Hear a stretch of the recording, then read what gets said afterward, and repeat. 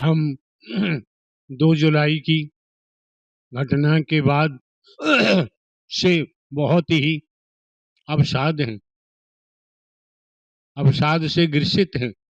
लेकिन होनी को कौन टाल सकता है? जो आया है उसे एक दिन तो जाना भी है, भले कोई आगे पीछे हो। हमारे वकील डॉक्टर AP सिंह जी एवं हमें भी जैसा प्रत्यक्षदर्शियों ने विषैला स्प्रे के बारे में बताया, यह पूर्णतया सत्य है कि कोई न कोई साजिश जरूर हुई है।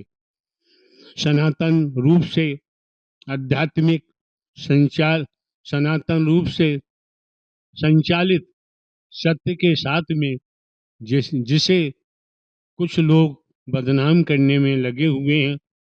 लेकिन हमें SIT और न्यायिक आयोग से तथा मानव मंगल मिलन सद्भावना समागम के सभी अनुयायियों को भी पूरा भरोसा है कि वह दूध का दूध और पानी का पानी करते हुए साजिशकर्ताओं को बेनकाब करेंगे। भोले बाबा के जो कार्यक्रम थे, उनके कार्यक्रम में घटना जो हुआ वह दुर्भाग्यपूर्ण है, नहीं होना चाहिए था। और निश्चित रूप से इसका दुख उनको भी अपार दुख होगा, उनके लिए तो पूरे जीवन भर के लिए एक दाग लगा है। और जाना, जो उनका कहना है कि जाना तो सबको एक न एक दिन है, वो ठीक है, जाना है। लेकिन जब कोई अपने लोग स्वजन या कोई अपने शिष्य या भक्त के साथ अप्रिय घटना होता है, तो ये हमारा मानवीय स्वभाव है कि हम उसके साथ खड़े रहें।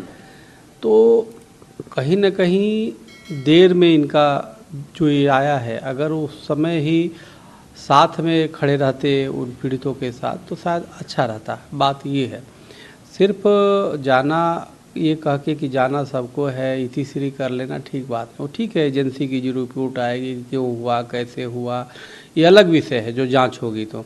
लेकिन एक धर्म गुरु के नाते, एक आप गार्जियन के नाते आपका कहीं न कहीं ये दायित्व बनता था कि जो अप्रिय घटना घटी उसमें हम तुरंत जो है उसमें आपकी सहयोग, आपका समर्पण, आप उसमें उनके दुख दर्द के साथ खड़े होने चाहिए था।